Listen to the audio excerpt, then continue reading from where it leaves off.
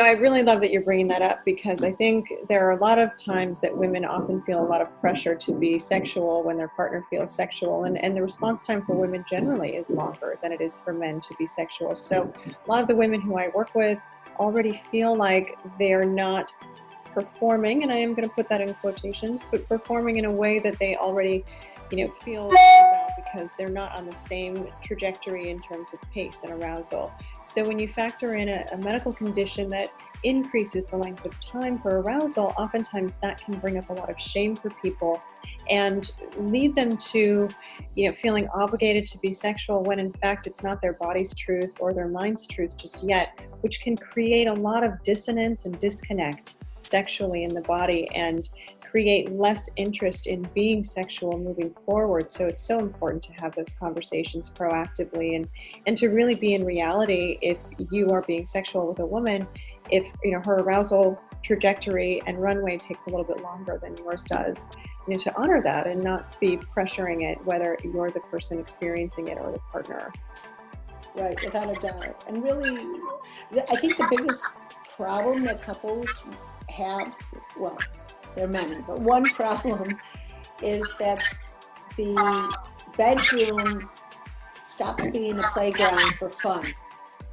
And it's more of a performance type of area. Can you, will you, are you able to, instead of let's just relax and have a great time and whatever happens, happens. So putting the fun back into it, I find that I have to remind couples that this is a playground, this is the fun place to be. And also what I love is the work by Rosemary Bassan, which she has that whole different perspective on a woman's ability to connect sexually. In other words, women can go through any doorway, if you think of a circle, can go through any doorway and have a great time when it comes to sex.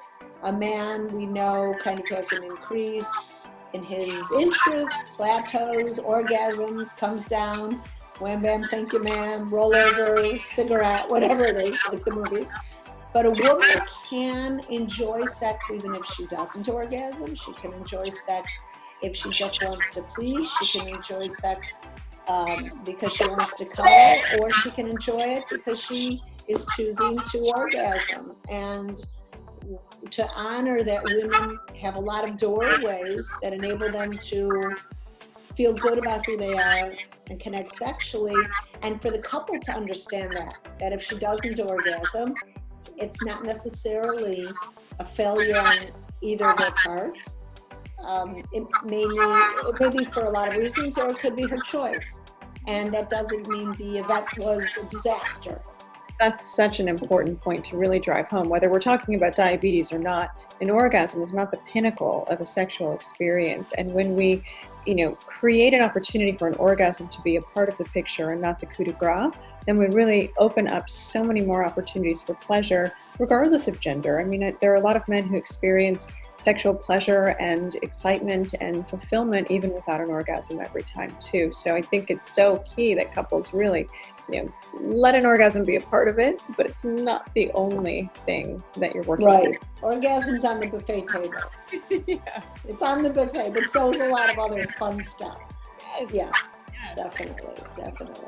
I read an article about how people are having orgasms in different parts of their bodies, like nipple orgasms, anal orgasms. So when we allow ourselves to kind of break from this traditional paradigm of penile and vaginal, interaction for an orgasmic potential, we just get so much more opportunity for pleasure that is mind-blowing in and of itself.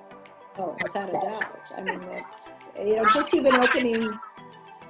just even opening yourself up to the fact that it's connecting.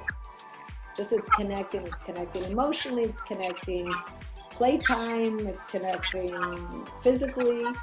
And it's, because the whole idea of it being a failure is just, I just hate that being in the vocabulary. One thing with diabetes is it's important to have a snack on the side table, on the nightstand, because it is possible, this is a physical activity. So like any other physical activity, the person with diabetes may use up some of their blood sugar stores and drop suddenly, and suddenly feel lightheaded and not feel great and experience a blood sugar low. So having some juice on the side table or a snack, what you can also do is incorporate that into your lovemaking, which could be strawberries and, you know, the like. But we also need to prepare for the medical potential downside. Important to know that alcohol can cause a significant, rapid drop in blood sugar. So you drink alcohol, and it usually, for many people, heightens the interest, but very shortly after could cause the partner with diabetes to drop and become less participatory. So we need to know that that's something to be careful of. Don't drink too much. Generally, the American Diabetes Association recommends a maximum of 2 drinks for a man because of body size and how his body metabolizes alcohol, and a maximum of 1 drink for a woman. But, you know, just knowing that there's other factors that come along with you that you've got to pay attention. Well, and I think bringing that discourse to the bedroom is really important too, so that people aren't quick to jump to a conclusion around, oh, my partner's not interested in me, or they've lost their arousal because of something that, you know, I've done, or how I look, or anything about what we're doing. And I think a lot of couples go into that personalization of what's happening when in fact there could be a medical basis for what's happening. That's a really good tip. I love that, to keep a little snack or some juice on the nightstand, and to make it part of what's fun and kinky between the two of you. You don't have to be safe and sterile. I shouldn't say sterile, that's not the right word. You don't have to be boring to be safe. You can be really playful and, you know, just plan ahead a little bit and give yourselves that room to get creative and to make it something that's part of the exploration and the fun of lovemaking. You know, the other thing that I do want to say, since we're kind of putting on, you know, a little bit of red flag medical warnings, it's really critical that any couple that's choosing to get pregnant, become pregnant, that the woman who's going to be carrying the baby, that if she has diabetes, that her blood sugar level has been maintained in a healthy level, I guess, for a while, because the development of the fetus is important, and she has to start out in a healthy place. So what we do is we measure something called the A1C, which is an approximate average of blood sugar for the past 3 months. And we like to see that below 7%. But again, you want to talk to your physician about what's right for you. The thing is, if a woman's not really taking care of her body and her blood sugar level, you don't want to become pregnant when your blood sugar is running too high over a lengthy period of time. So having that in mind, using reliable birth control is key, because you don't want to become pregnant if you're not in a healthy place.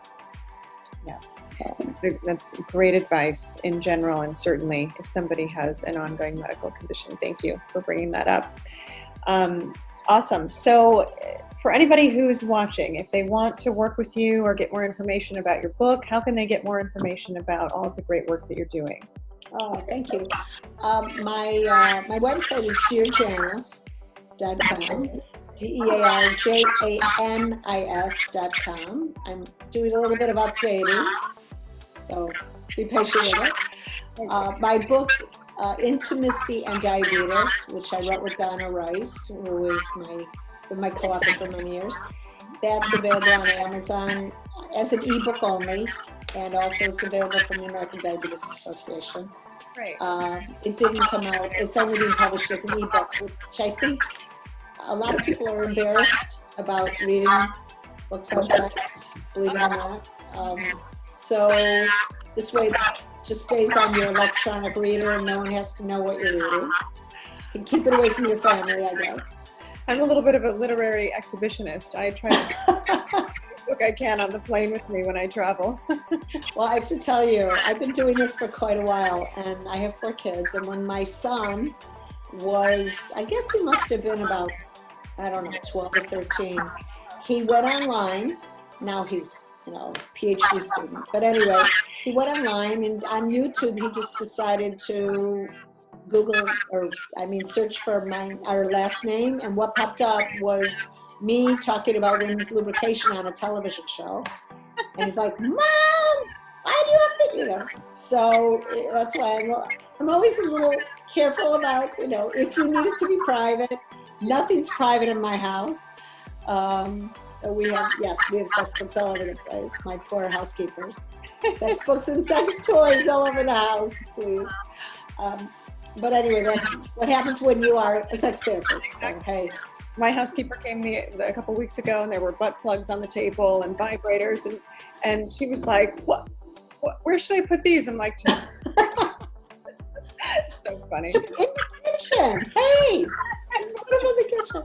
Yeah, no, actually, my housekeeper's a little mystified, but that's okay.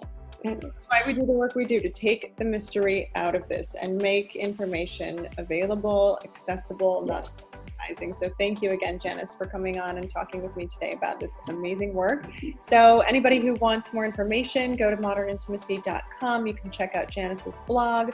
Also, I'll include her website and additional links to her book and the American Diabetes Association in the link to the show. And we thank you so much. Thank you. Thanks for having me.